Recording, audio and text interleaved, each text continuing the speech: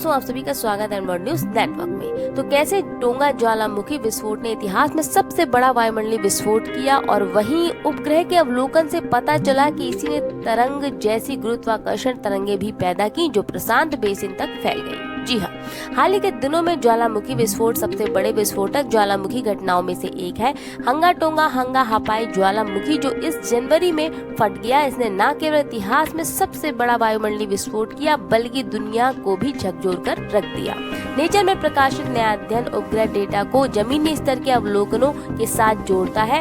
यह न केवल यह दर्शाता है कि विस्फोट गति में ये कितना अलग यानी यूनिक था, बल्कि वायुमंडलीय तरंगों के निर्माण का भी कारण बना। तो बता दें, ये दक्षिण प्रशांत महासागर में हाल ही में समुद्र के अंदर एक भयानक ज्वालामुखी विस्फोट 15 जनवरी 2022 को हुआ था।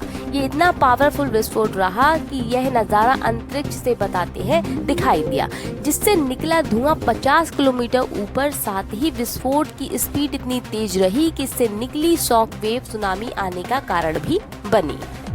तो इस ज्वालामुखी का नाम टोंगा है और यह ज्वालामुखी होंगा टोंगा होंगा हापाई द्वीप पर मौजूद है। उपग्रह के अवलोकन से यह भी पता चला कि इसके कारण ही तरंग जैसी गुरुत्वाकर्षण तरंगे भी पैदा हुई जो प्रशांत बेसिन तक फैल गई। अध्ययन में आगे ये भी पता चला कि ज्वालामुखी ने वायुमंडलीय तरंगों को ट्रिगर किया होगा, जिससे ये काफी तेज सुनाई पड़ा और यह 320 मीटर प्रति सेकंड की गति तक जा पहुंचा।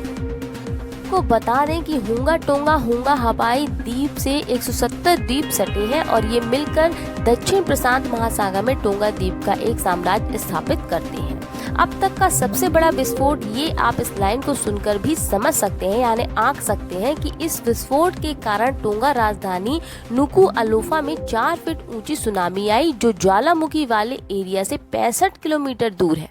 जी हाँ, रिपोर्ट के अनुसार लहरें अंतरिक्ष के किनारे तक पहुंच गईं, जिससे शोधकर्ताओं ने इस घटना को अनोखा यानी यूनिक बताया। इसके अलावा अवलोकनों से उन्हें भविष्य के वायुमंडलीय मौसम और जलवायु मॉडल में सुधार करने में भी मदद मिल पाएगी। इससे पहले आपको बता दें, मई 2022 में न्यूजीलैंड के ऑकलैंड विश्वविद्यालय के एक ज्वालामुखी विद सेन क्रोनिन अपनी टीम के साथ ज्वालामुखी के कल्डेरा ज्वालामुखी के विस्फोट के बाद बने केंद्रीय अवसाद पर रवाना हुए थे।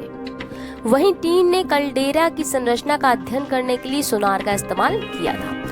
अगर कारण की बात करें तो अपने अध्ययन के दौरान टीम ने पाया कि एक अवसाद समुद्र तल से 200 मीटर से भी कम गहराई से गिरकर 850 मीटर से भी अधिक हो गया।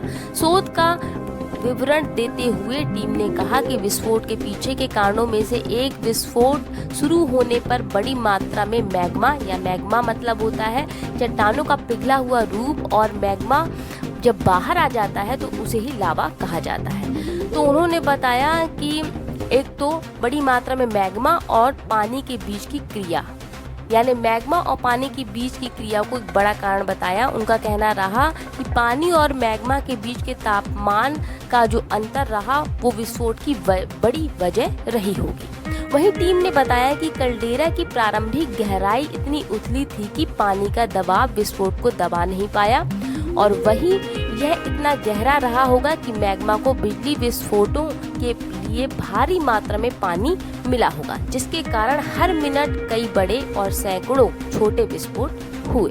तो ये थी बात इस विस्फोट को लेकर।